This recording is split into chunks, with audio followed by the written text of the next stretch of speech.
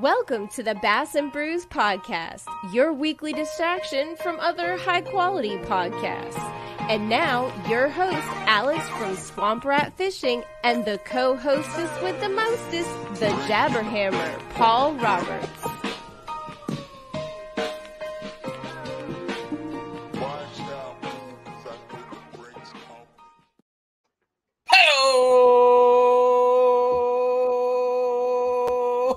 What is up, everybody? Paul, that was a glorious hey-o this morning. You told me one of these previous episodes you said it was too short, so I figure I'd prolong that one. You killed it. You killed it. That's the first time ever that somebody's told you to take prolong anything, and you were actually able to perform. So that's I'm happy you could do that for everybody. Well, I mean, sometimes it happens, sometimes it doesn't. But if you ain't doing it, nothing will happen. All right, folks, we've got PondHoppinVA as requested by all of you Brewskis. We've got him on the show today. Before we get to him, though, I just want to do a shout out to 60 Trey. 60 Trey. 60 Trey? Here's a big fuck you to you. He left a Apple Podcast review, 5 stars, and it says, one of the best fishing podcasts on the market without a doubt. He's completely right. But here's the fuck you part. He put, can't wait for Alex to finish filming the Willow remake so the Jabberhammer won't have to carry the weight of the podcast on his own. More of these short jokes, and I'm done with it. I'm done with it. If it happens 2,000 more times, I'll think about quitting the show. See, it's a short joke, and that's all in fine and dandy, but that's why I had to gain so much weight while you were gone, because the weight of this podcast, I had to be able to hold it up, man, and I was only so big. This ain't NPR. You didn't have to take it that full-fledged. All right, everybody, we're going to bring on our guest, PondHoppinVA. Hello, how are you, buddy? Hello.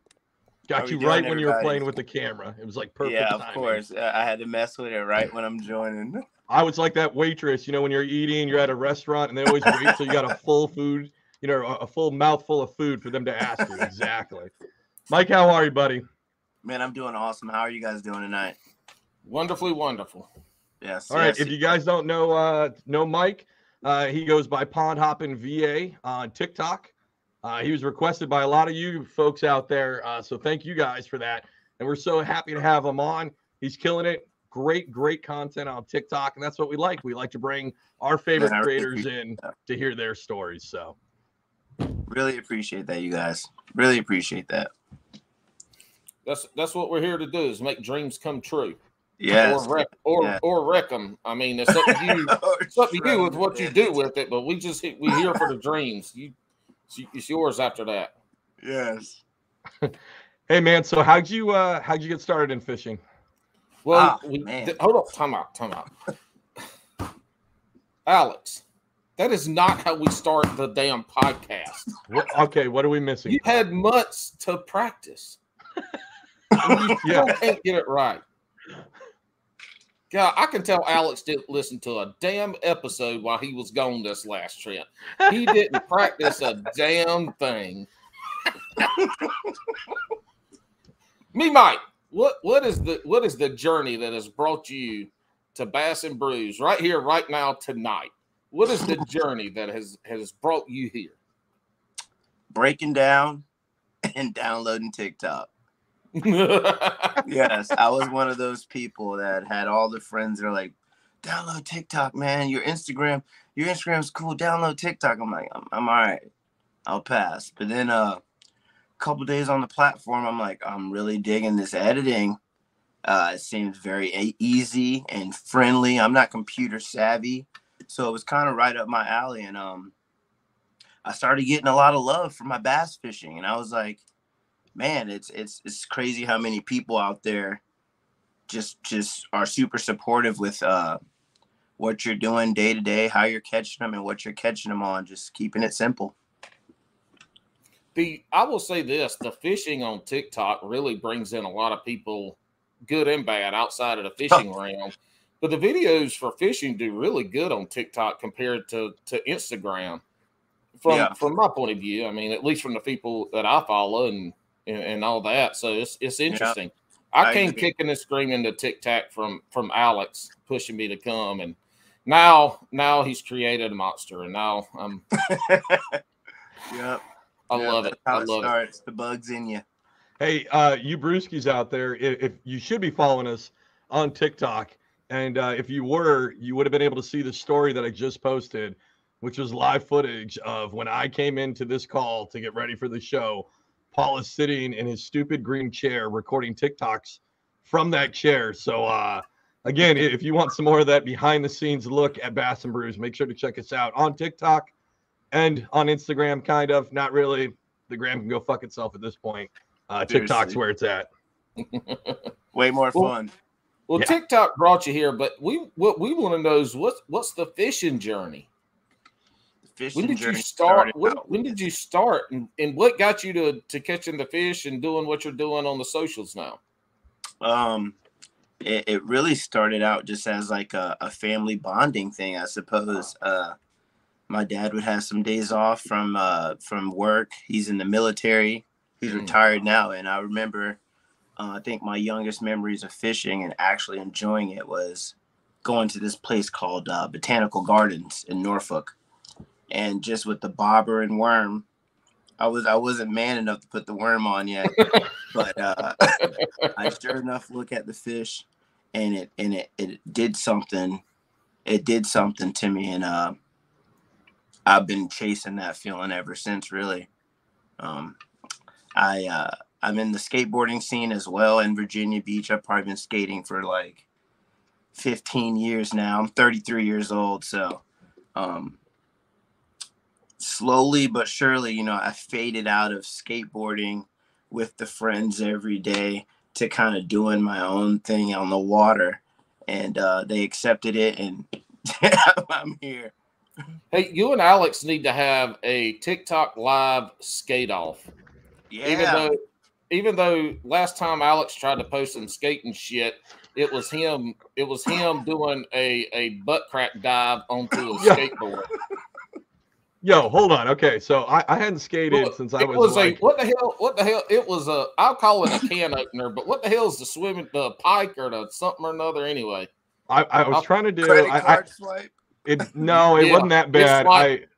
I basically I was trying to do a pop shove it, and the board rolled up, and I landed, and the board's like this, and I hit, and the GoPro got the perfect footage of my face and me with my tailbone hitting that edge of the board right there. Yeah, but he popped it, and the board shoved up his ass. It shoved back. What's funny is I did the whole skateboarding thing as a kid and got back into it like like a year ago now, because it was on the Olympics. There's a whole story about. Old. No, that's awesome, man. Keep the dream alive. Keep the dream alive. My kids were watching it, and I was like, Dad used to do that. And they were like, nah, you're too fat. And I was like, whoa, listen here, youngins. Listen here. So it was like the next day I bought a board. I got the ollie back after like 20 years of not skating, got the ollie back in the first day. It was great. And then I moved out to the West Coast for this last year, deployed. And I was like, oh, I did pretty good on the driveway. Let me go to some of these Oakland, California skate parks. I got destroyed. Not only by the parks, but the people themselves. They are insane out there. Yeah. Did you, so I think, I mean, correct me if I'm wrong. Are you primarily a bank angler? Yes. I think my first time fishing out of a kayak was only 2 years ago. If you just do like a bunch of scrolls on my page, it's down there somewhere. Me and a sea dolphin, just some cheap kayak my friend Thomas lets me use when we go out. And I mean, that's a new journey of its own. I'm trying to get deeper into currently. It's too much fun. Well, I think it's awesome. I was chit-chatting, and Amanda, my wife, she was like, well, who's on the show this week? And I was like, I think this guy's like our first, maybe our second primarily bank angler, which there is something, right? I mean, there is something about that, though. There is something, I think a lot of us started that way, and then we end up getting some kind of watercraft. And then sometimes, especially when I'm looking at your videos and stuff, I'm like, damn, I need to start hitting these ponds again. Like, it's been a long time since I've just straight up pond hopped. It's always like, I got this mission in the kayak, this and that. It's kind of like a freedom to it a little bit. Yeah. And, Virginia Beach is such a diverse area. I could be in a private neighborhood one minute, and the next minute I'm submerged in woods. It's something special, and I'm finding that out from people that are like, where the heck are you fishing? I'm like, well, just like down the street, really. Like I'm not going like super far. So I'm just like, adapting to just having, these spots available and trying to keep them as secret as I can, I was about to say, without releasing it, are you using the Google Maps trick, like where you just sit on Google Maps and just kind of looking for blue and then checking it out, doing a recon mission on it? That's exactly how it started. My obsession with Google Maps. You turn that bad boy into transport mode. You look for that water, and you're like, could there be bass there? There couldn't be bass. Most of the time, these ponds are so non-pressured. It's worth a try. It's worth a look. I mean, we talked about it last week with Justin. The first time I ever caught a bass was actually in Virginia. I was going to a school in Yorktown. I used to be in the military too. I just retired. But awesome. Thank you for your service. Thank you. But I was sitting there, and after class, I was like, I need something to do.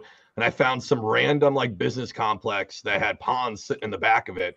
And I caught my first bass there, and I was like, oh shit, I dig this. This is awesome. But yeah, it's amazing what you can find with Google Maps.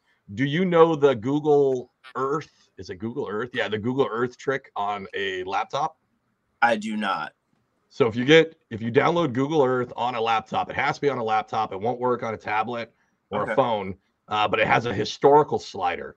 So you get to your body of water, and then you can use the slider at the top to see at different times of year a satellite photo. So you can see what it looks like in winter.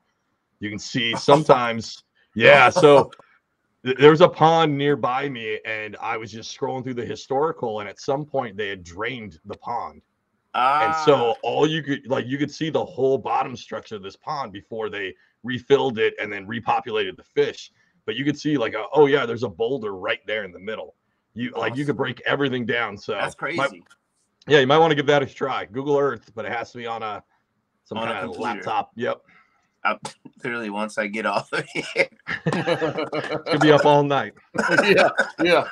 4 o'clock in the morning is going to holy shit, I gotta get to work in the morning. Yeah, who you telling? I got work at 5. Yeah, 4 o'clock come early. 4 o'clock come over. So on your bank fishing, you're limited to areas of the pond. You can't get to all the bank. I grew up bank fishing in ponds, and I couldn't get everywhere. So I always tried to get to the spots and then casting. And for me, it was like 2 rods. Right. One was a Texas rig, and then the other one usually had a top water, and that's what I fished. Yeah. What were your first lures that you started chunking when you went to the artificial route? I mean, my all-time favorite was something moving. When I pull up, I'm trying to throw something that swims. I want to see if there's something that'll attack it. So I fell in love with lipless crankbaits and chatterbaits. When I pull up, I want to throw a chatterbait as close as I can to that bank and work it back towards me. And if I don't get bit, I'll start chucking it out in the middle, kind of just covering all my points. Mm-hmm. Yeah, a lipless. That's interesting because throwing treble bait lures that sink from the bank, that's a challenge. And sorry, continue. Well, I would say it's a challenge, and if you want to make bank angling expensive, go out there with a bunch of damn treble hook shits and see how quickly you start losing stuff. Yeah, it definitely was a challenge to be able to cast out these trebled baits and have it to where I can keep my rod tip up, and kind of feel for this debris or brush pile, whatever it may be. But you're totally correct. These bodies of water are robbing me. And it's different here on the East Coast because there's grass, there's wood. I mean, like there's a lot of shit. Now you get on the West Coast and these folks are throwing $200 swim baits from the bank, but they're also throwing it out there into the damn abyss. You know, yeah. And not to say that they don't have the same type of cover and structure around as we do, but ours are, usually pretty bunch of shit around it. Not to mention when you go to cast and nothing happens and you look back and your shit's in a tree. Your reel looks like real look like a damn rabbit just went ape shit in it. I mean, I hate bank fishing. I ain't gonna lie. Y'all over here all loving it. I hate fucking bank fishing. It's fishing / bushwhacking at some point of the year when the heat gets back up and those plants start growing back up. Some spots I'm like, I'll pass. I mean, I can just feel the Lyme disease as you describe that. Yes, I mean, ticks, snakes, the mosquitoes. I mean, they all just want a piece of you. And it's like some spots I'm like, the ticks are probably just too much to deal with. I'll pass. Simply, respectfully, I'll pass, boys. So when you normally go out, how many rods are you bringing with you? Are you the guy like Paul just said with 2 rods? And I wish this is before I started doing the social media thing. I remember I was at a local lake and I watched the guy pull up and he starts pulling rod after rod out of his car. And I'm like, oh, he must be meeting his buddy on his boat. And then I watched him take, and it was like 12 fucking rods for this tiny pond. And I was like, that dude has every water column ever created covered. Like, where are you at on that spectrum? Are you at 1 or are you at way too many? Man, when I first started, I definitely was a rod commando. With 10 rods. I'm trying to carry them all. But nowadays, I kind of keep it in mind. What kind of content do I want to, what do I want to fish, first of all? Do I feel like throwing around a Cinco? Do I feel like throwing around an 8-inch glide bait? Do I feel like, and for that day, I look in my passenger seat. That's where I keep all my rods. I'll give them the look. And I'm like, who's coming? And it's kind of just like a pick. So it'll be like 2 moving baits, a jig, and a top water. That's fair enough. So, that's not bad. And so it sounds like you're basing what you're going to take out that day, so you aren't taking everything. Right. You said it based off of what kind of content you want to create. So do you fish to create content? Is that your purpose, to go out and fish? I fish to get bit. Okay. I love creating content, but if it came at a point where if I know I'm not going to get bit on something, would I bring that out to fish it over and over? Yeah. but after a while, he's like, all right, let me get back to my roots. Let me whip out a chatterbait. Let me whip out a drop shot. Sometimes I'll go out and I simply won't film. Last week I got on a good school of fish and they were so fired up. I just kept throwing them back. I didn't have time to whip out my tripod and I was just like, I gotta go. Like today was my day to get my fix. So it'll vary, So you mentioned you're bringing a tripod. What's kind of your filming setup? I know when I was just a bank angler, I fucking didn't film anything because I thought it was a pain in the ass to drag that. Not to say in a kayak makes it any easier, but at least I don't have to hold it. What's kind of your filming setup when you're heading out on these bank adventures? I totally agree with the extra gear. Yeah. So I keep it light. I actually have a backpack and I have like a 6-inch tripod. It's not really like the long traditional ones that are wobbly.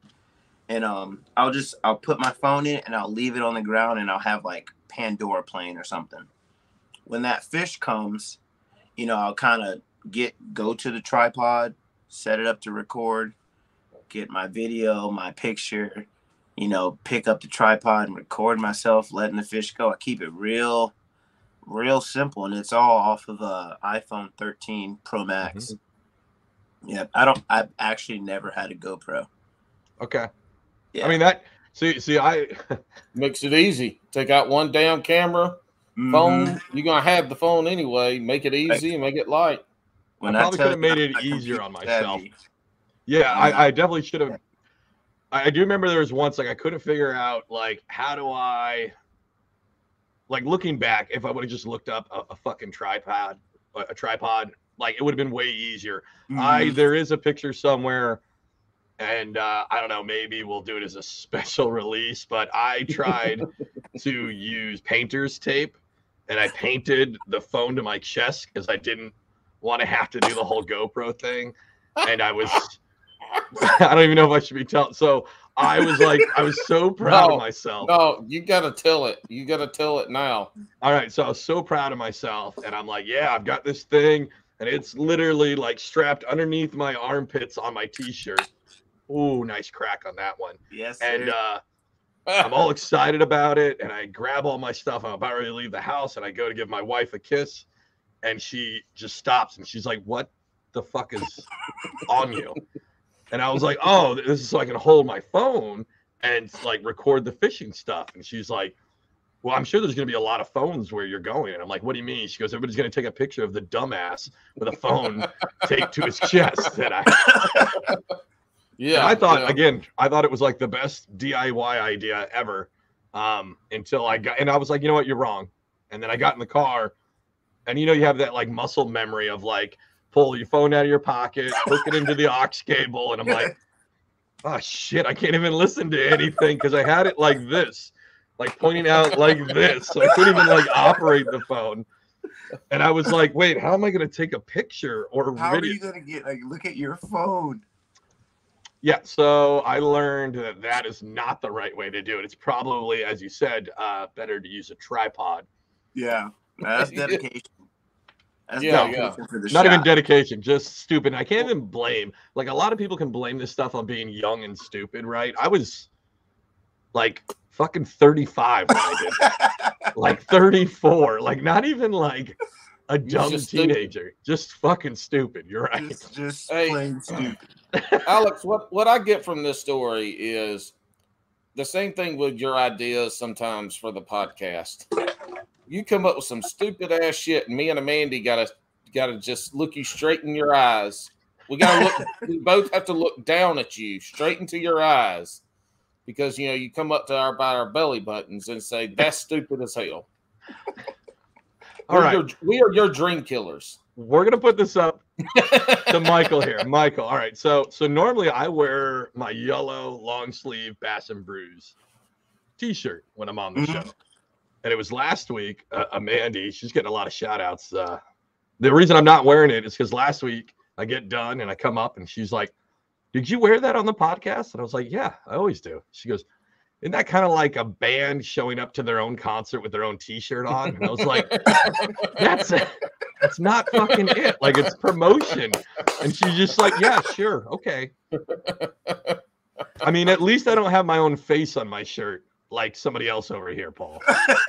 This was a gift that was given to me. That was a complete surprise that I did not ask for.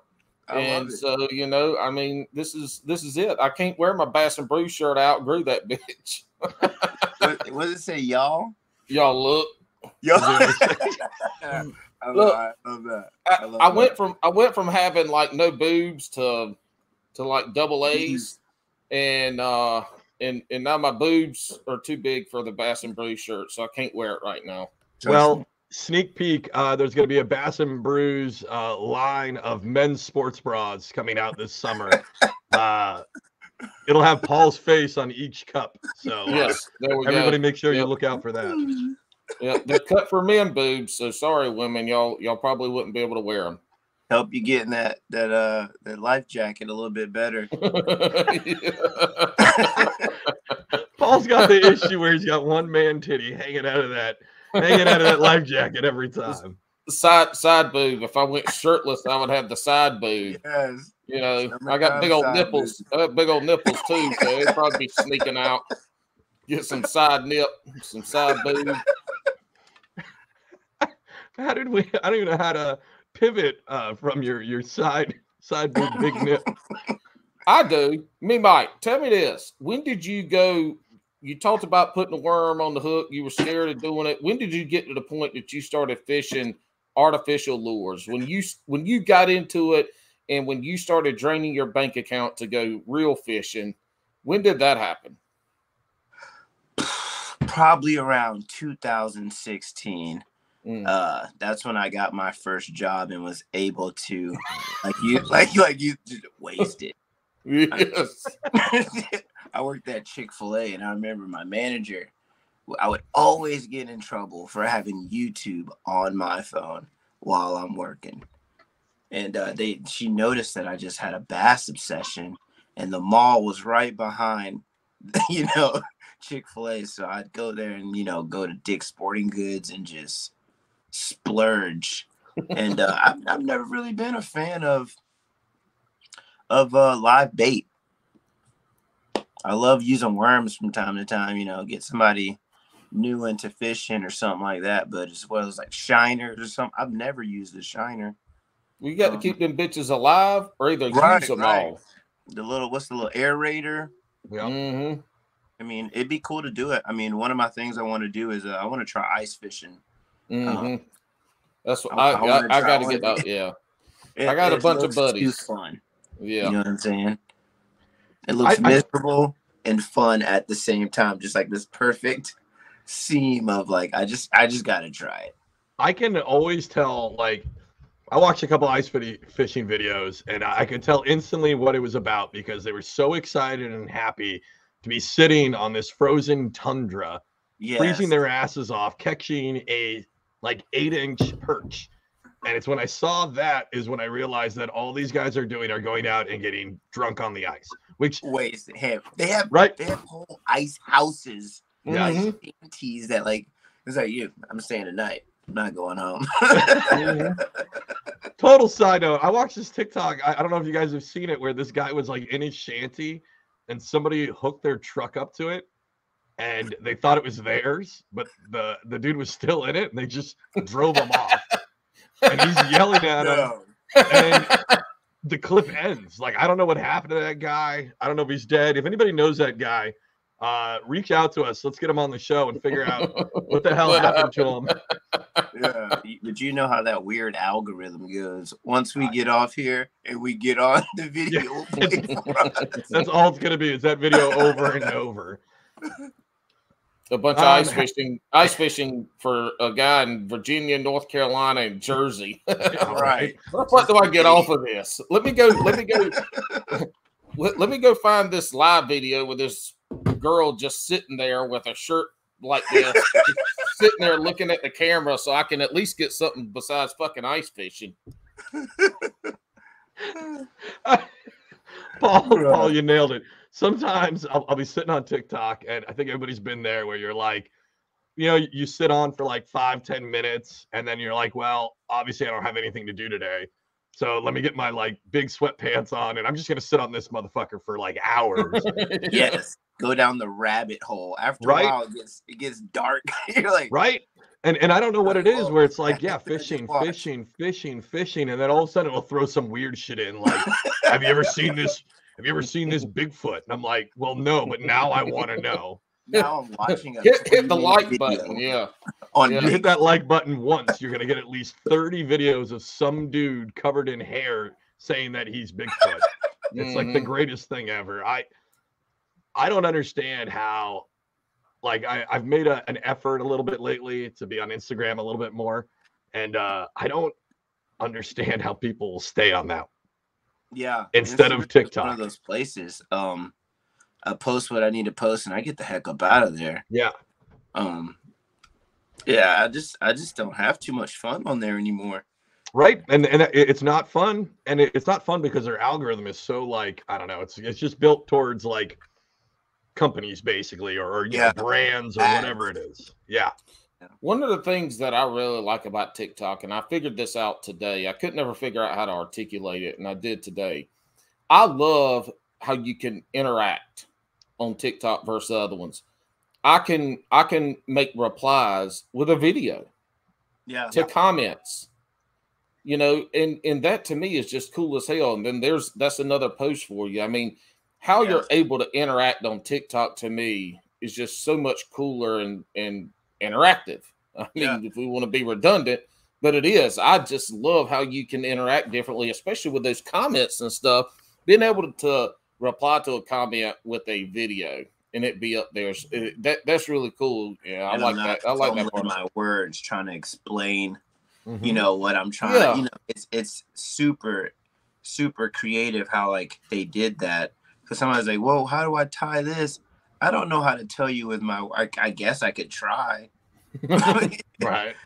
Well, you know, and it's lost, and it's the context being lost through text versus being able to reply or something. You know, I'm a joking, funny guy. I made a damn YouTube, a Facebook reel, and the guy commented on it. I kind of commented back in a funny manner, and then he commented back all pissy, and then blocked me.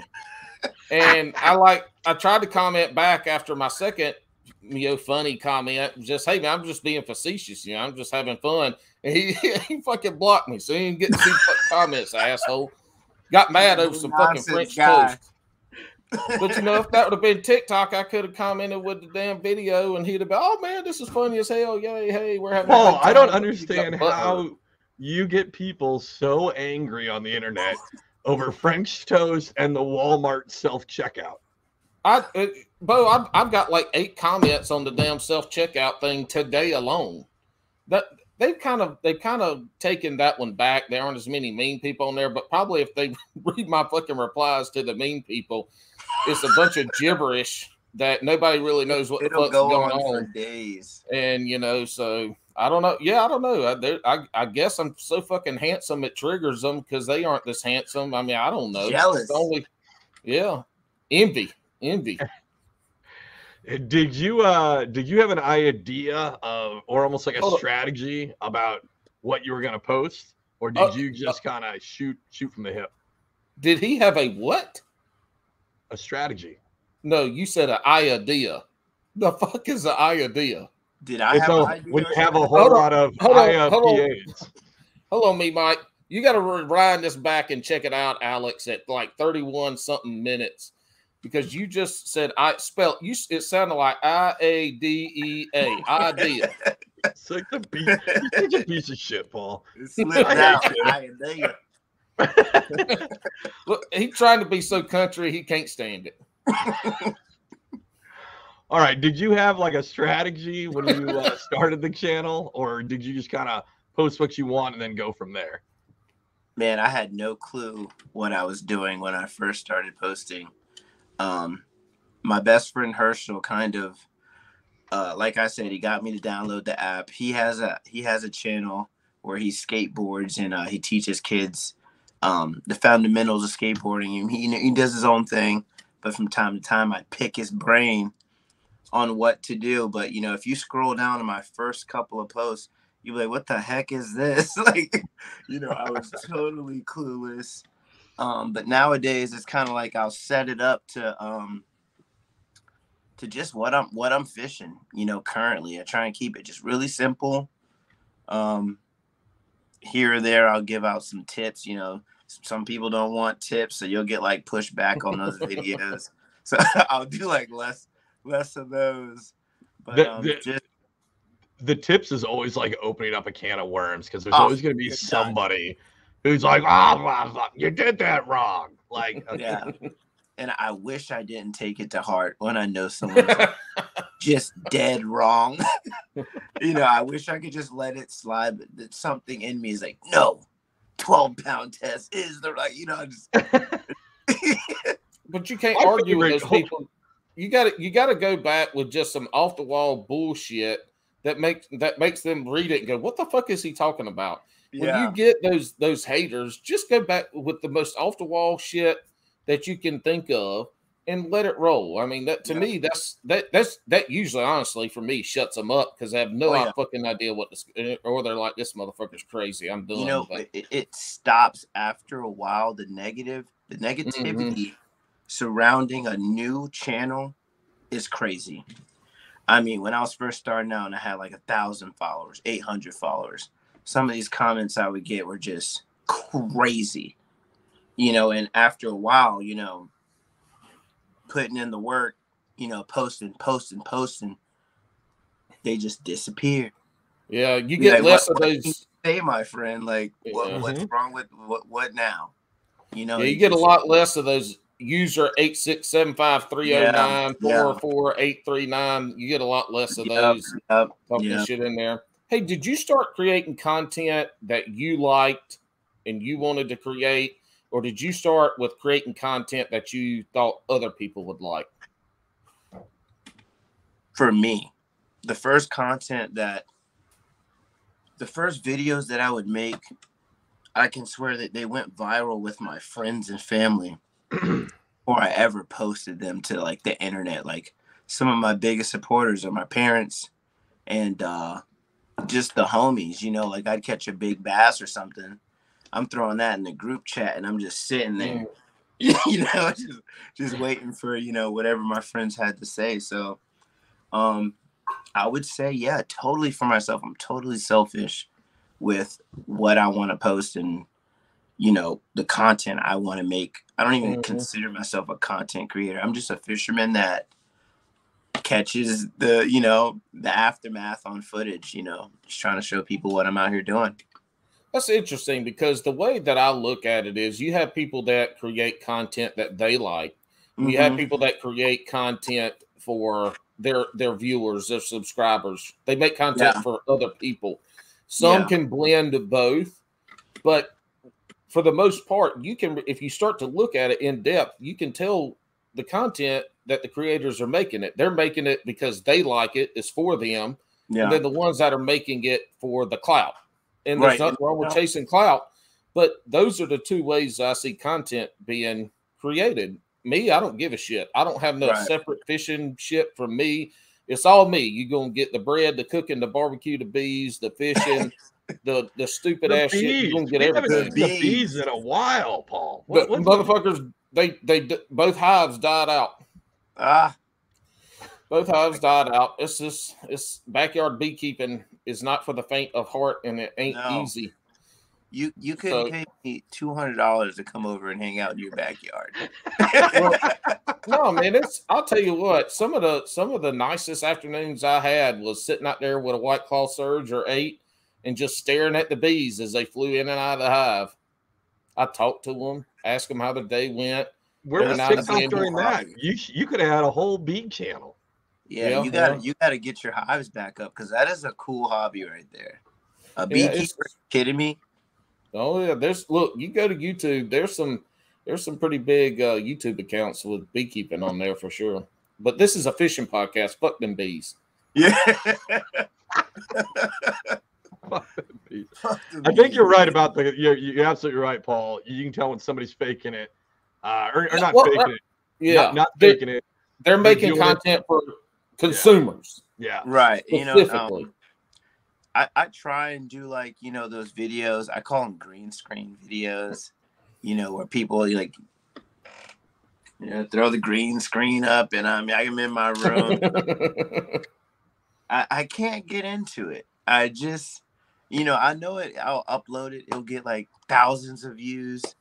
It's fun to do it from time to time, but where my head's at, I would rather just have like at least a dink in front of a camera showing off the colors of the fish or something. I mean, it's just more what I'm trying to cater to. Yeah. Fish. Well, and there's a lot to say about that too. I mean, sometimes you have to make, or sometimes you want to make those videos that you don't necessarily like making because they're going to drive people to your channel and they're going to get more views. And that's where you'll see it a lot too, is you'll see those folks that have 300, 400 views on a lot of their videos. And then they have peppered amongst those, they'll have the ones that go to 1,000, 10, 20, 30, 40,000. And it's just, it's how it's what the algorithm wants.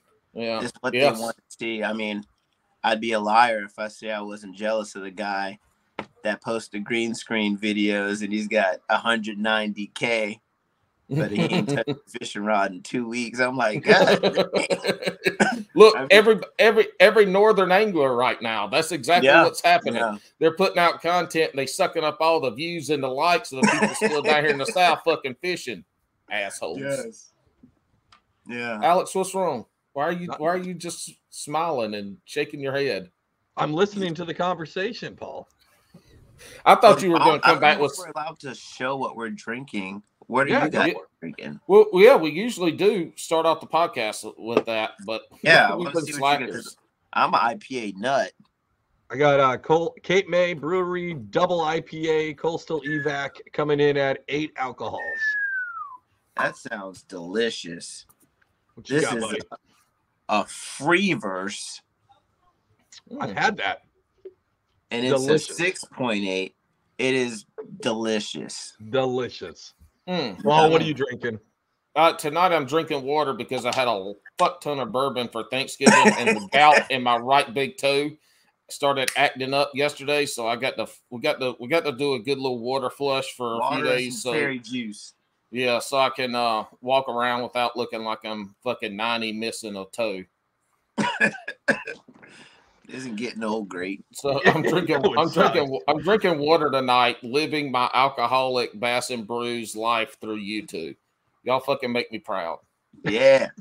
Hey, real quick, I want to back up a minute. You said your buddy Herschel, who's a skateboard guy, was helping you. So now your buddy, in my mind, looks like old man Farmer Herschel from The Walking Dead out there skateboarding. It's his name. It's his name. He's got a young soul. Trust me. Way younger than me. This guy will call me every day, even though he knows I'm going fishing. Mm-hmm. Skate? No. Please, no. Sounds like one day you're going to convert him to angling. Man, I think it's crazy I haven't taken my best friend out fishing. It's just one of those things. I feel like he just might not be interested in, he's never once looked at me and be like, you should take me fishing. I think that's the thing though. Like I've got friends who know that I'm like obsessed with fishing, right? And then they'll be like, oh, how come you've never taken me out? Well, I mean, you've never asked. Yeah, but you like it so much. You've never like pushed to like, well, because I enjoy it. It doesn't mean everybody is going to enjoy it. I enjoy it probably for reasons. I enjoy fishing for reasons other fishermen don't enjoy. What makes you think that a actual non-fisherman is going to enjoy going out? Right. So you got to be a little weird about that, I feel like, because you can be real fanatic about stuff, and then when they see you in your element, they're like, "Oh, you're a fucking wackadoo!" Like you're not. You stand here for how many hours? Right? Those same friends sober say, "Why don't you ever take me fishing?" But when you get to drinking, they're like, "Can we fucking not talk about fishing anymore?" So right then and there, in their deep down truest of hearts, they don't want to fucking go fishing, and they really want you to shut up about it. Man, I got wrecked about 2 weeks ago. I didn't even acknowledge the comment, but I was talking about fishing, and one of my friends just said, man, me might just be talking. I immediately changed subjects. I think that's like the greatest thing about this show is that I get to talk like once a week about it, and it lets my poor wife not have to hear me talk to her about the differences between a Texas rig and a wacky rig, and why it really depends on the type of Senko worm, because it's all about this shimmy. It's all about the salt content, babe. Right? Hold on real quick, sweetheart. Let's cut open these two worms and really take a look at the salt. Here, taste this one, and then taste this one. She's probably sitting over there. She's probably sitting over there watching TV, curled up under a blanket, just listening to you going, I'm about to kill him. I'm about to kill him. I'm about to slap his ass. If he doesn't shut up, oh, thank God he had to go get another beer, something like that. It locks the door. Yeah. I'm going to bed. I'm tired. Going to bed 3 hours later. She's still up on her phone watching TV or something. I thought you were tired. Yeah, you talking about fucking fishing. Just wanted to get away. I was tired of you. All right. Well, speaking about disappointment, and I've asked the last couple TikTok guys this, how do you handle, all right, so let's say you do a video. This happens to me all the time. I'll do what I think of is an awesome artistic TikTok, and it gets fucking 20 views. Mm-hmm. While me showing a bait or my reel, right? Like, just look, this is my fishing reel, gets 10,000 views. Mm-hmm. Like, how do you handle that? Because I think it's so far we've talked to 4 TikTokers, and you're going to be number 5, I believe. And everybody kind of handles it a little bit different. Oh, man, when I first started, not even when I first started, when I first got maybe to 7K, you know, I just noticed that the viewership, even though I think all of you guys love me, you don't want to see the damn bass. you want the casting videos, you know, the other, you know, green screen acting videos. And the way that I got over that, like, you know, my video didn't do too well, I stopped caring. And I started just appreciating the video that I made for myself. Like, I can't tell you how many times I watched my own videos. It is so corny. It's cringy when you get caught too. When somebody's like, "Oh, that's cool," and you're like, "Yeah, that is right," and they're like, "Oh, who is that? Send me a link." I'm like, "Well, it's my TikTok account." They're like, "You're watching your own videos?" Like, "Yeah, I think they're good. I think they're nice." Do y'all like your own videos? Do you hit that little heart button on your own videos? Just for you guys, I'm not gonna lie. As soon as I post it and it uploads, bing. Yep. Bing. It's funny you mentioned that people don't like seeing the fish. I was sitting having a conversation. Good friend of the show, Tori. You can put a tally mark under Ramon Outdoors because we mention him all the time on this show. And we were just kind of chit chatting with me getting back into YouTube and all that. And he was going through. We kind of did like a breakdown of one of his videos, looking at the analytics because you can kind of see where people drop out of the video or where they like skip. You know, they hit that little fast forward 10 seconds. So you can see kind of where people are doing that. And he had noticed that anytime he starts to like handle a fish, people are skipping right through it. Yeah. So I was like, huh. And so I went back, and this last week, I've been looking at my videos, and unless that fish is a giant, nobody gives a fuck. They are watching the casting, the hook set. But as soon as that fish like gets into the kayak, people are hitting that 10-second button. Like right away, just boom. Boom. It's a really weird thing. And I never realized that. Yeah. I don't either. I want to see the fish. Personally, I want to see the fish. You're right. I will get upset if you show me a video that I don't see the fish. Yeah. Well, get ready for a bunch of that. If you guys go to the Swamp Rat Fishing channel this winter, I'm going on this jig adventure, and I'm going to be posting videos where I probably fucking won't catch anything, but I'm going to learn how to fish a goddamn jig. I got faith. Whether it kills me. Oh, I wouldn't, dude. I wouldn't. I got faith. And this is the time, too, that cold water, cold weather. I can't think of another thing. Well, this is releasing on a Friday. So today's Tuesday. I did just release a full video. I got this whole system I got from Mike Iaconelli. He did a video on it. I kind of, redid it a little bit to my liking. And but you guys can go see that on the YouTube channel. I break down this whole 4-jig system for catching bass. So pumped for that one. So if you go fishing and you don't catch a fish and you want to still get views, hook yourself, hook somebody around you, fall in the water, or shit your pants.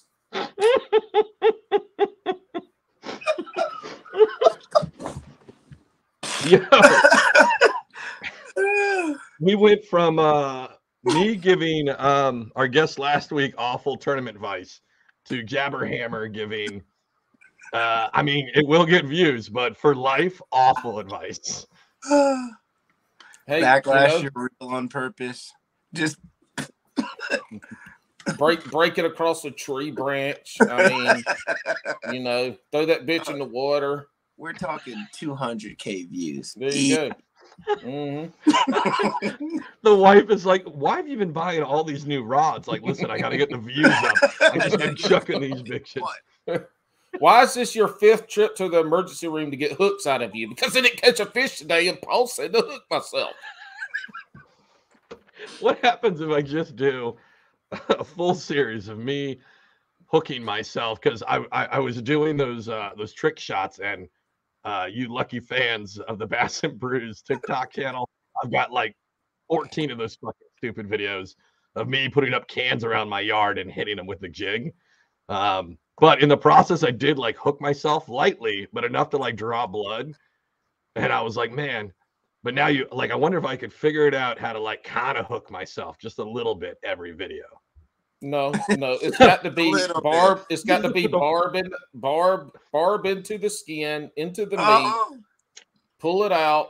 I mean, your wife's a postal worker. She can yank that thing out. You ain't got to go to emergency room. Get you a good bite down stick. Hold on. She's a postal worker, so she's gonna be good at that.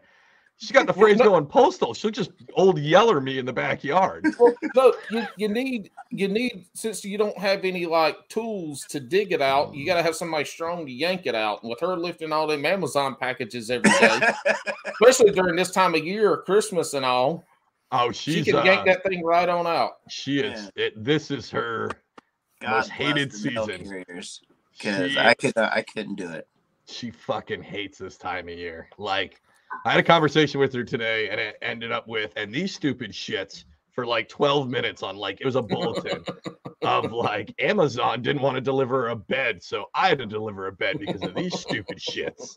Like, it's her most hated time of the year.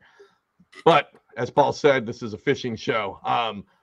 Being a bank angler, what would you say? So everybody likes to talk about like their best, their favorite baits from the bank, right? Mm-hmm.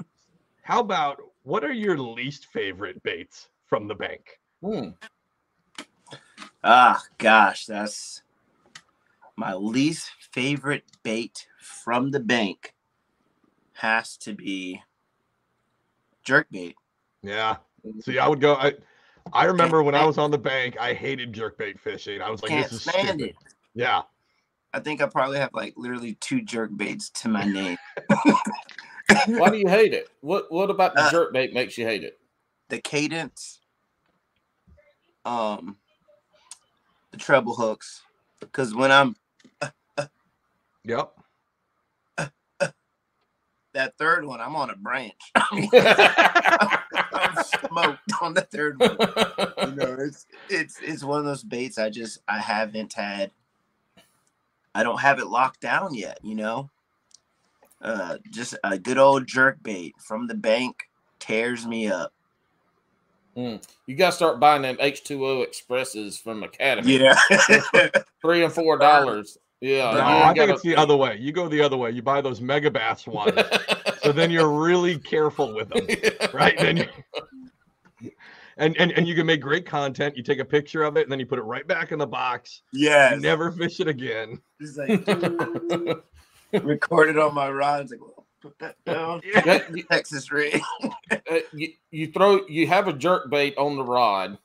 You throw your jackhammer out there and catch the fish, reel the fish in, take a picture with your jackhammer, and then take it out and hook the jerk bait in there, and then take a picture with your jerk bait.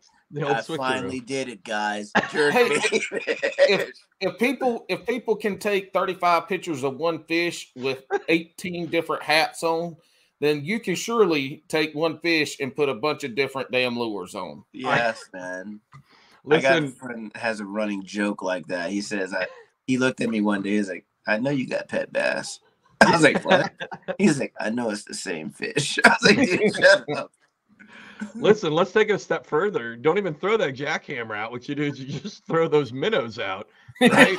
You catch one really good one on live bait, and then you just open up your tackle bag and you just stab that fish as many piercings as they need. You take a picture. You can take a picture with the whole Mega Bass lineup and just be like, real cookie cutter today. They look very similar. Hey, by the time you're done, the fish is shrunk like 2 inches because it's been out the water for an hour. Slime coat gone, dry. Yeah, gone. Bitch like it been salt cured. Do you fish for anything else other than bass? Do you do? I know in Virginia, some spots down there, you guys are starting to see the snakeheads move around. Anything like that? Yeah. It's funny you say that because I just went out with my friend Redford, and he was telling me, he was like, I know we can catch some stripers. And I'm like, You got me. Where? And we go out, and I didn't catch no stripers. I had to sit there and watch this dude reel them in. And it was the most heartbreaking, humbling moment I've had in a long time. Okay. There was a point on his third striper. He looked at me. He was like, "You want to take a picture for me?" Hey,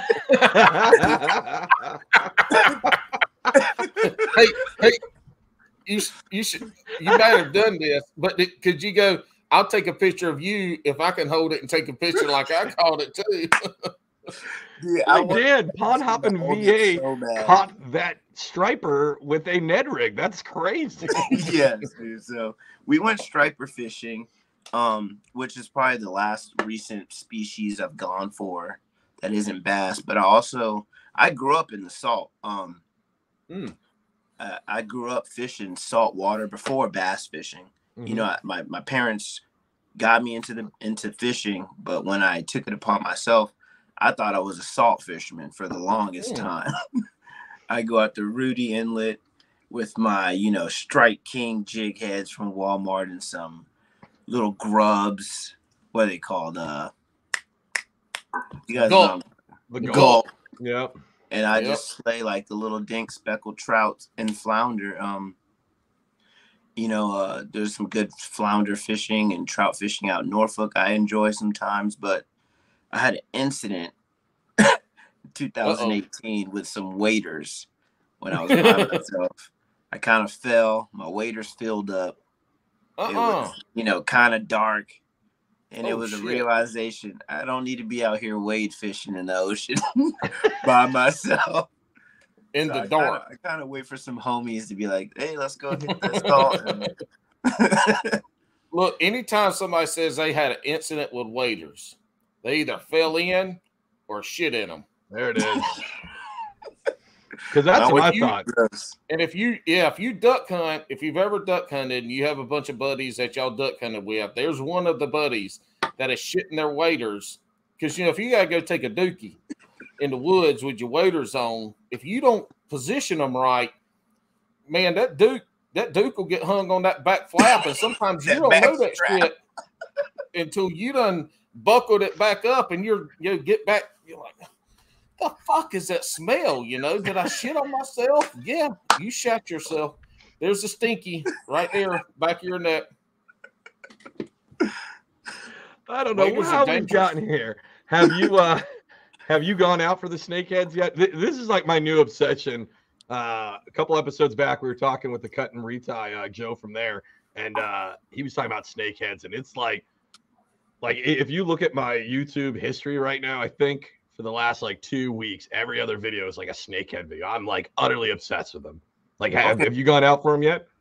I know a couple spots to fish for snakehead, but they are golf course ponds that are that have their securities is on it. Unless it's like a weekend and I can go there and kind of sneak in the morning, I'll do that. You're kind of giving me ideas right now for a snakehead video.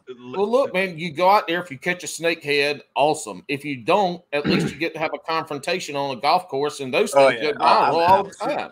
Add that to the list too. I'm gone. It doesn't even get to conversation. Are you running, trying to drag all your shit behind you?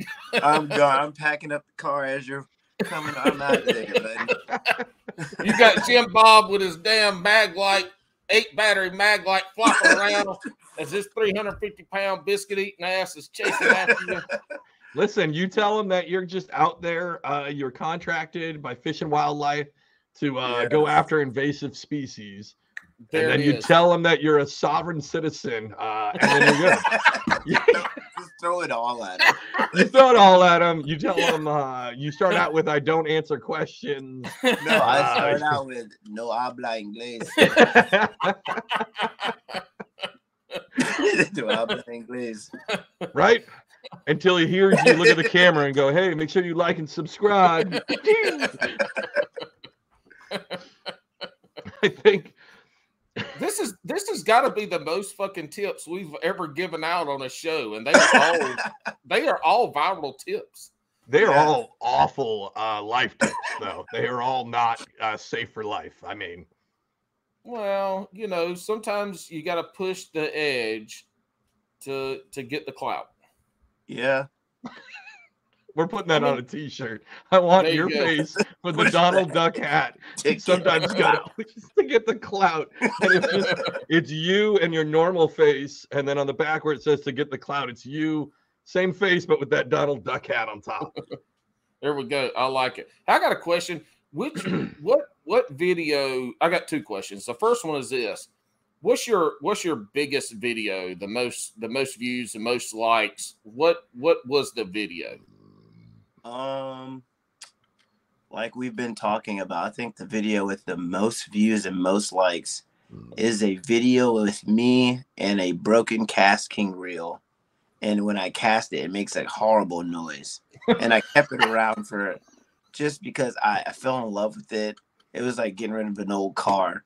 And I recorded it one day. I was like, the new Cast King DC. And casted it, and it was like, grrr.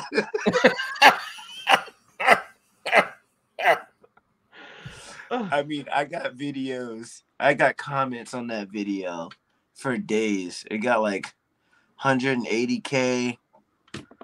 I've never had a video that like went crazy viral, you know, like that 1.5 mil. Nothing like that, but it was just a simple casting video, and people thought I was serious and chewed me a new one. They were like, "That ain't no damn DC." I was like, I know. No, you tell them it is, but the DC stands for, I don't know, duck cock. I don't know, something different. Don't calibrate. I mean, don't calibrate. So bad. It stands for don't cast. Don't cast. Literally. That's what it's. I was going to see if it. Hey, Alex's most viewed video is him reposting a little video of my old Hobie drive squeaking. Yeah, but those squeaks get crazy though. Like, well, mine was fucked up. Yeah, it was bad. You should go. It's on Instagram. Alex, you need to repost that one on TikTok. Yeah. I think I did a long time ago. I'll redo it. But the best part on that one is you got to take a really like close look at it. Not only is like that video has something for everybody. It's got fishing, so there's that niche. It's got a kayak in it. There's another niche. A pedal drive that's squeaking. So I make fun of Hobie. So now you got the Hobie fanboys that are getting all mad about it, right? But then the best part was the group I didn't think we were gonna fit. Is that it's also got Paul with he's barefoot with his toes painted. So we had the whole footfinder.com people were really into that video too. That was my first viral on. Delete it. No. Whoa. If it was my toes, I'd be like, delete it. No, I have no shame. I put out a video last week where I was like, thank you, everybody, for letting me put out the content, and I don't have to chase trends, right? Paul instantly gets onto the Bass and Brews TikTok account and puts on there, fuck that shit. I'm doing this for the clout. I'll do every fucking trend you want. There's two hosts here. Yeah. So that's what's funny is I run my Jabberhammer account, but every now and again I hop on Bass and Brews. But he put that shit out there. I liked it through Jabberhammer, signed on onto the Bass and Brews one, and followed it up with fuck that. I'm here for the clout and the trends. I have no shame. I will be the first to pick on myself. I love it. It's great. Hey, that's how you got to be. If you can't pick on yourself, you're gonna get tore up when anybody else does. I mean, Paul started this in the first 15 minutes talking about his very large nipples and his size. So this is the podcast that we're at tonight. You know, I mean, it happens. It just does. It simply happens. All right, so there's holes we can't avoid. You said your buddy's letting you use that kayak. Is there any interest on getting off the bank and kind of transitioning into the plastic boat world, or? Yes. Currently, my first step would be to get out of my old beater car and get into something like an SUV with a roof rack. Sure. That's deeming to be a little bit harder than I thought. But yeah, I have a big interest in getting my own kayak. You know, I want to be a cool kid too. Put a roof rack on the damn car you got. We got my buddy down here, Dontrell Sullivan, had I think it was an Acura.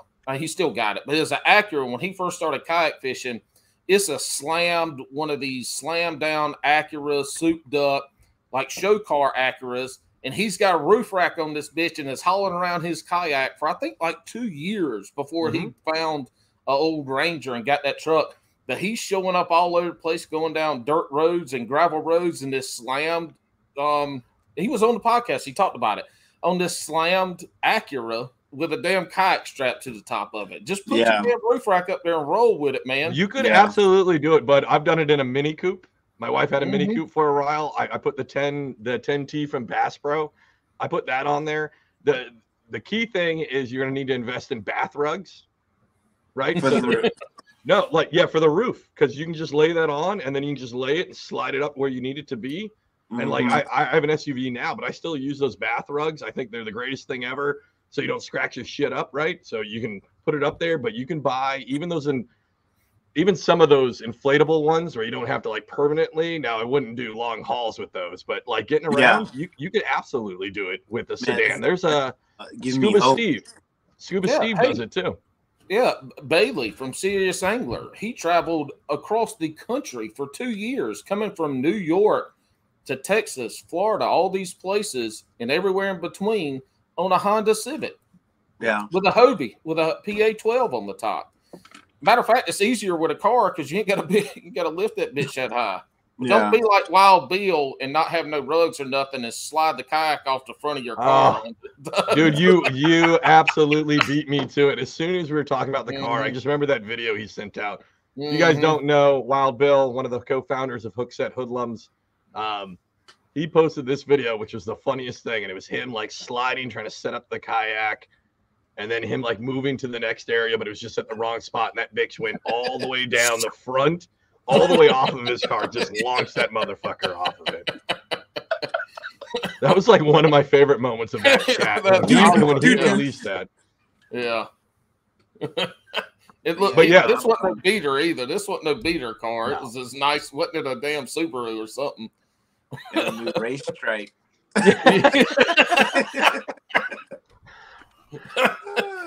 But that's good, man. I mean, there's options. I think kayak fishing, I mean, you like the pond hopping, that's kind of getting out of, the beaten path. I feel like for the most part, as long as you do kayak fishing right, not like some of these other assholes that put motors on them and everything, but that's a whole nother topic. I mean, I'm thinking I'm getting a motor. Crazy. I would love like a pedal kayak, just so I'm not like, because I've done the, using my friend's kayak. I use my boy Thomas's Ascend 10. And when I'm on the kayak and the wind's blowing, I'm like, sucks. You look like you're having more fun than me. And he's on the pedals, you know. So that's what I went from. I went from an Ascend 10T to the Old Town Topwater PDL, and night and day, dude. Like, it's the fishing experience is better with a pedal, right? But cover way more water, like 3 times as much. It's there's always that give or take, like money wise. There are some downsides. I'll always say that. Like, I remember when I had the 10C, I had that thing down to be able to load up my poles, my crate, everything, get the kayak, and I could get that done in like 12 minutes. Yeah. That's awesome. With the big pedal drive, it takes a little bit more time to get that thing up there. And then once you get there to get everything rigged, like, it takes more time. There is something to be said about a little simplest, the simple life when it comes to that a little bit. Yeah, but a mile down the pond, you're not over here like taking a fucking break because your shoulders, when you stand in the door and hold your arm in the door and you feel like Arnold Schwarzenegger, after 20 minutes of paddling. Listen, and this might be a shock for some of our listeners. This voice that I have was actually created from a lot of cigarettes in my lifetime. And there's nothing better than sitting there in the morning, heading to the spot, half down with a cup of coffee and a cigarette the whole time, and just kind of doing my thing. And before, I'd be paddling, but I'd have it in my hand. And I'd lean up. Yeah. So, So Poke yourself in the eye with your cigarette. Old Town and Marlboro. If you guys want to sponsor me, we could do a collab, a Marlboro Menthol Light kayak series where you have to smoke. Like at the end of it, you have to prove that you smoked a pack of cigarettes. Got to. I think you'd be better off going after Virginia Slims. I'm not a classy lady from the 70s, so there's no way I can do Virginia. Exactly, right? Can I get the 200s? Shout out to Grandma Fontaine, my grandmother. She smoked the shit out of those things. Yeah, and they were like really long. And I remember as a rebellious kid, I stole a pack of her cigarettes, and I couldn't even I had to return them because they were so awful. I remember I snuck it out of she used to keep a carton of cigarettes in her freezer. And I snuck in there and I took it and I got through 3 of them and I'm like, these are bad. I went back in harsh. And I closed it up and I put it back into her carton, back in the freezer. They are. But yeah, Paul's all about it. We'll take whatever. Virginia Slim, if you want to have the Virginia Slim Bass and Brews Slam, 40 cigarettes in 4 hours. It's a fishing contest. Now that we're talking about kayaks, who is it? Vibe Kayaks just recently followed me on TikTok, and I thought that was really cool. When you get one of them following you, that changes that opens up a little bit of a door there. Huh. Yeah, TikTok is a crazy place. I have Pro Series anglers in my DMs just being kind. Toyota Series Angler of the Year. I was flabbergasted. I was like, Toyota Series Angler of the Year just liked and commented on my video. And I had to process it. And I was like, It's just one of those crazy places where that will happen on TikTok, vice versa on Instagram. I don't think that would ever happen. No. Yeah. Hey, let's do a shout out right here. Vibe. I'm gonna clip this up. Vibe. Get this man a kayak. Look at all the content he does now. Get this man a kayak. It would be gold. Look at that face. It'd be awesome. Get him a kayak. We'll make sure to tag you in that one. Yep. We're here to make dreams. I told you when we started the podcast. We're here to make them. Dreams come true. That's right. I almost got before the Old Town. I almost got into that. What was it? The Shearwater. Shearwater. Yeah, I almost got into that boat, but it was right when the pandemic hit, and they were having supply issues coming over, and I ended up going with the Old Town instead.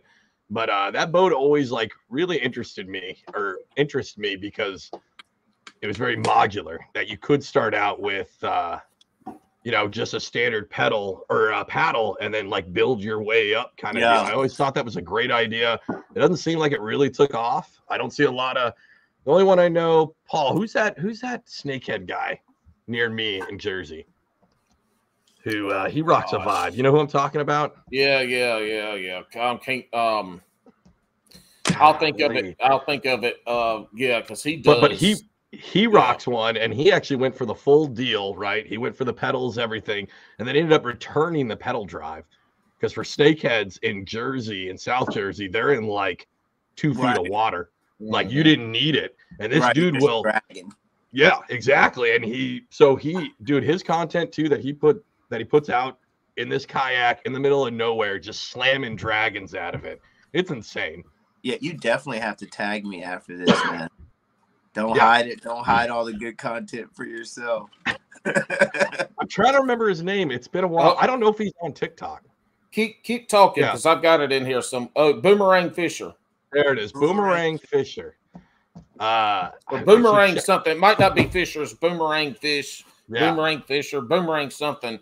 Yeah, he's huge snakehead guy. He was catching them last week still. And it's cold as fuck in New Jersey now. He posts some big ass bass fishing for those things too. I mean, he's fishing bass lures for a lot of frogs and shit, but he's got that. But I think the Vibe is one that you can take the old V1, I think it is Hobie drives. Yeah.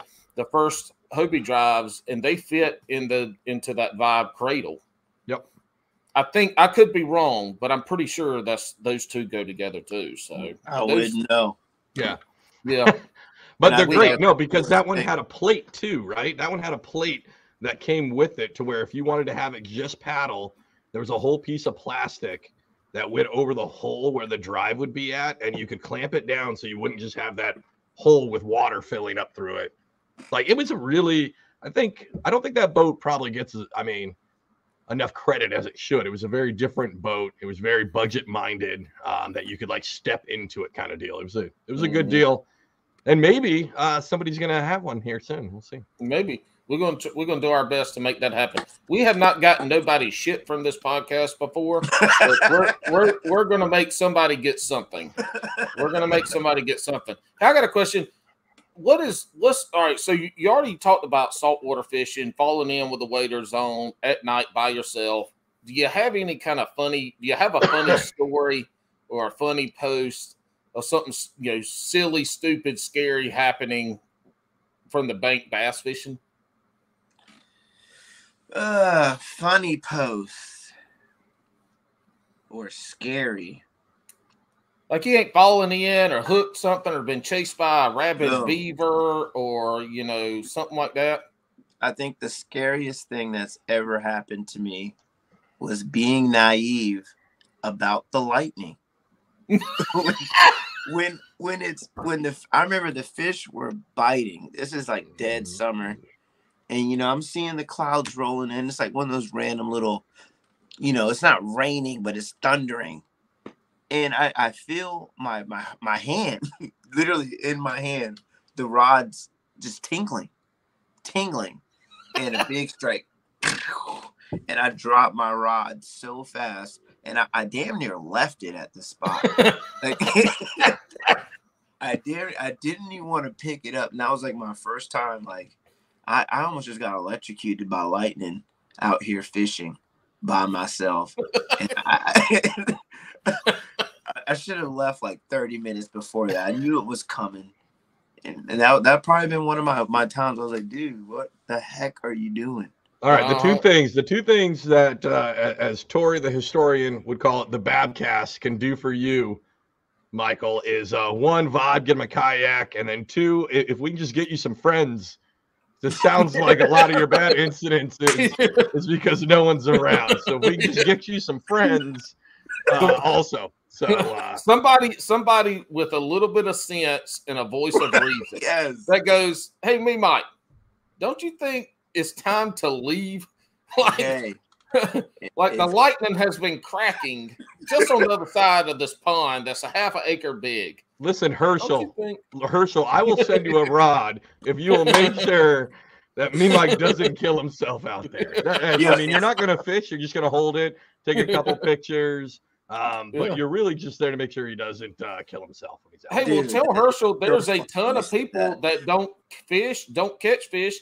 They just go out there with a rod, a reel, some Daisy Dukes, a cut-off shirt, and some lures. I mean, he could do that. And when we're skateboarding, when he's about to try something that's kind of sketch, he'll look at me and be like, call Beth. Which is his wife. He'll be like, call Beth. And I think that's just too funny. That makes it sound like when I was growing up and we would throw frisbees and shoes and shit on top of our house. We had a 100-something-year-old house, so the peak was like this. It was steep. We'd be throwing shit on the roof, and my daddy'd have to go up there to get it. And when he'd go up there, he'd give us the cordless phone. He'd be like, if I fall off, you call 911. So I'm sitting there with the damn phone with my hand right by the 9, shit. Paul, you never know. Paul, why are you throwing shit on your roof? I grew up in the fucking country. That was we didn't have nothing else to do. If we got in trouble and couldn't leave the yard, we found something around the house to fuck up. Chuck up on the roof. It was a game. Holy shit, you guys are simple. Fuck. We were trying to throw it over the house is usually what happened. Okay. We were trying to do something over the house. That makes sense, because what I picture is you, same size head, full beard, full gut, eight kitties, but like shrunk down to like 4 foot tall, going like, y'all look, and you're just throwing shit onto the roof. Yeah, well, when we figured out we could put the ladder on there and get over the the part of the roof that was a little bit flatter. We did take the neighbor's pool umbrellas and used them to jump off the roof a couple times until one of our neighbors drove by and went and found my parents somewhere in town. And were like, "Hey, there's some kids jumping off your roof with umbrellas." And they're like, nobody ever tells you that when you're a kid. At one point, you will have a thought. I think this umbrella will hold me. Mary Poppins did it. Yeah, exactly. That's where we got the idea, and they allowed us to watch that debauchery. All right. Hey, PondHoppinVA, we're about ready to get to the part of the show that has either raised anglers to the top of the mountain. I'm not talking bronze, silver, or gold. This is basically aluminum, but you're going to be the best at that aluminum level. Or it has sunk them to the depths of where all they do now is fish for catfish. That's how low they sink. So hey, do you remember the meme not too long ago where it shows the guy like with the first place, second place, third place guys on the podiums? We had our good buddy Hambone made a couple of Tic Tacs for us. You're either gonna be the guy at the top of the podium in first place, looking at the other guy on the third place throwing champagne, and I can't explain it. You'd have to go see it. I'm rambling. But, I'm a rambling man. Before we start the shotgun round, this is your time to let people know where they can find you and any shout outs you'd like to give. Okay. I guess first I would love if people would join me over at on Instagram. My Instagram is MeMikeVB Fishing. I know that's a mouthful. MeMikeVB Fishing. And as far as shout outs, just shout outs to my group of friends that put up with me for allowing me to fish for weeks on end and pop in once in a blue moon and still keep the love, still like my content, still keep the uplifting words. My sister, she bakes cakes. She does her own thing. She's just as supportive of me as I am of her. And I guess I'm just glad to every day just wake the hell up, Yeah. Hey, I think you forgot two of the most important people, Herschel and Beth. Like, you gotta make sure that he doesn't kill himself. Screw that dude, man. I think your friends. I think your friends are like, look, if we comment on his post and like his post, maybe we won't talk about fucking fishing when we hang out. Yeah, I can't tell you, man. Oh my god. All right, man. So here it is, shotgun round. It's going to be a rapid fire set of questions, and none of this like wishy-washy bullshit. I don't want to hear about, well, what are the conditions? None of that. It's going to be straight off the dome. You got to answer them. Straight off the dome. I'm going to freestyle this thing. Tacky or Wexus? Or cheese. What the? Tacky or Wexus? Wacky or Texas? Wacky. Crocs or flops? Crocs all the way. I knew it. There's no way in hell a bank angler is out there in some fucking flops. Once your feet get wet, they're sliding out the flops.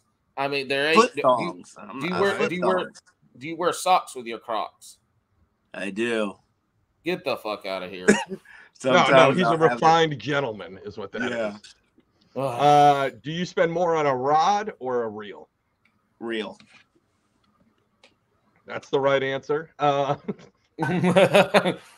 for a bank angler, I think it's 100% the right answer. Yep. Mm-hmm. Hype music or slow jams?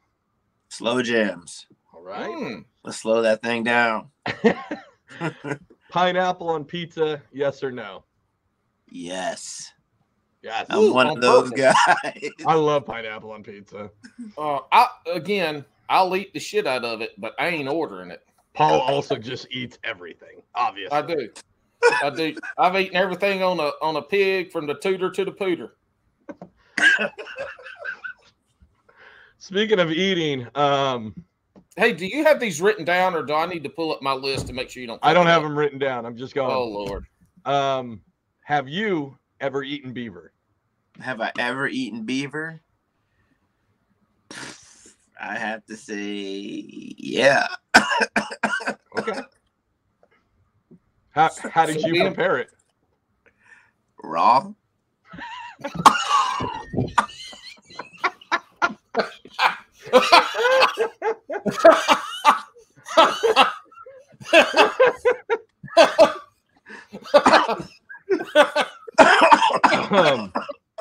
That's a. I think we might be talking about a different beaver.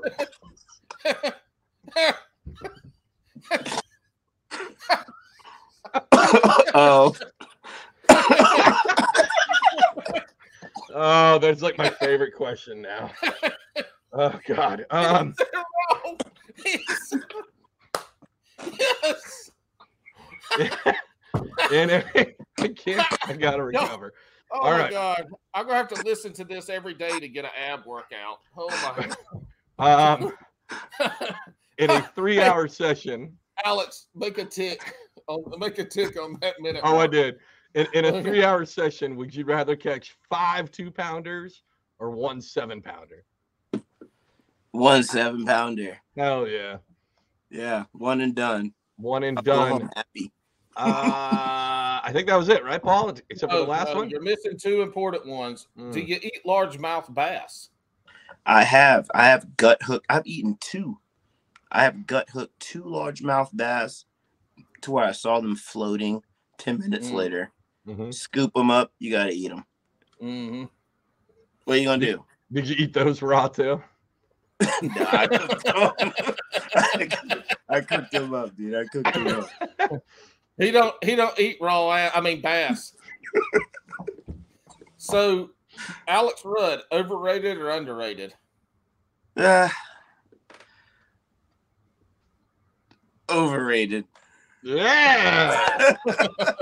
We love you, Alex. All